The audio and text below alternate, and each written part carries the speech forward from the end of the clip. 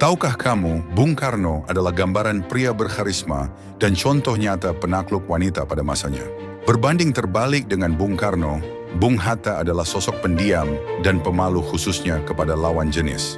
Pada suatu ketika, Bung Hatta jatuh cinta dengan gadis cantik jelita bernama Rakmi Rahim. Meski Bung Hatta menyembunyikan perasaannya itu, Bung Karno sadar betul kawannya sedang dimabuk cinta. Bung Karno lantas memberi saran agar Bung Hatta segera mengejar cintanya itu.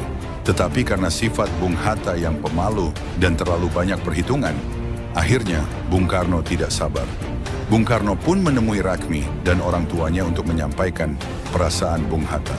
Bung Karno bertanya apakah Rakmi bersedia dilamar oleh Bung Hatta. Walau Rakmi malu-malu, Bung Karno sadar bahwa gadis itu bersedia. Akhirnya Rakmi dan Bung Hatta menikah pada 18 November 1945. Persahabatan Bung Karno dan Bung Hatta mendapatkan banyak cobaan dan ujian pada masa perjuangan kemerdekaan Indonesia. Saat itu Bung Karno mulai mendapatkan kritikan dari berbagai sisi, terutama tokoh besar Indonesia saat itu.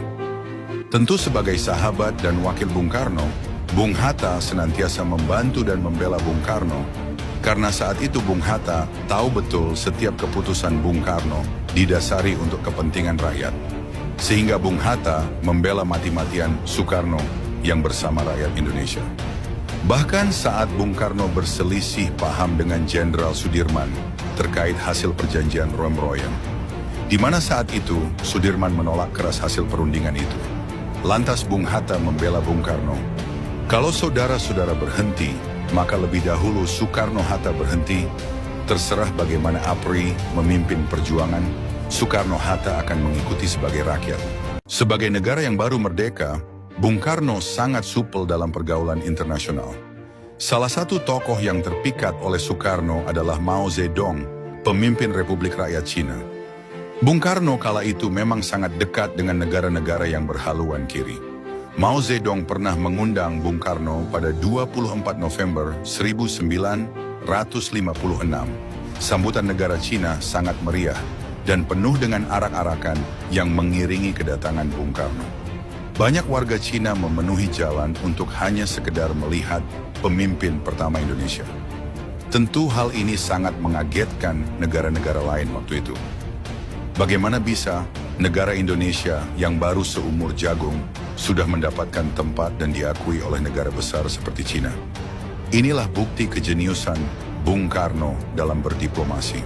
Tahukah kamu bahwa Bung Karno seringkali bersitegang dengan negara barat, terutama dengan Inggris dan Amerika?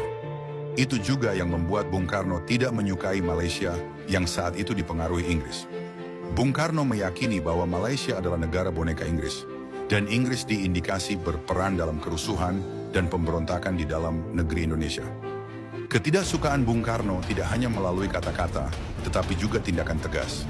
Salah satu tindakan besar Bung Karno adalah dengan mengkonfrontasi Malaysia, yang kala itu berencana membuat negara federasi Malaysia, dengan menggabungkan Brunei, Sabah, dan Sarawak. Pembentukan federasi Malaysia disinyalir adalah akal-akalan negara Inggris untuk mengusik Indonesia dari luar. Konfrontasi Indonesia berlangsung mulai dari tahun 1962 hingga 1966. Dan selama ketegangan itu, Bung Karno selalu menyemangati rakyatnya dengan sorakan Ganyang Malaysia. Pemimpin dunia selanjutnya yang memiliki kedekatan dengan Bung Karno adalah Jawaharlal Nehru.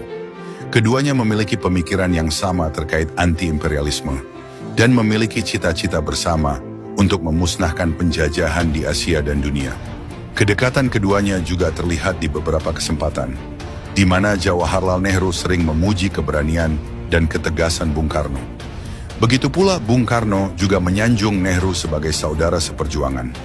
Persahabatan keduanya teruji ketika Indonesia menghadapi agresi militer Belanda pada tahun 1947. Di mana saat itu Indonesia mengalami kesulitan karena pasokan barang dan obat-obatan dari luar diblokade oleh Belanda.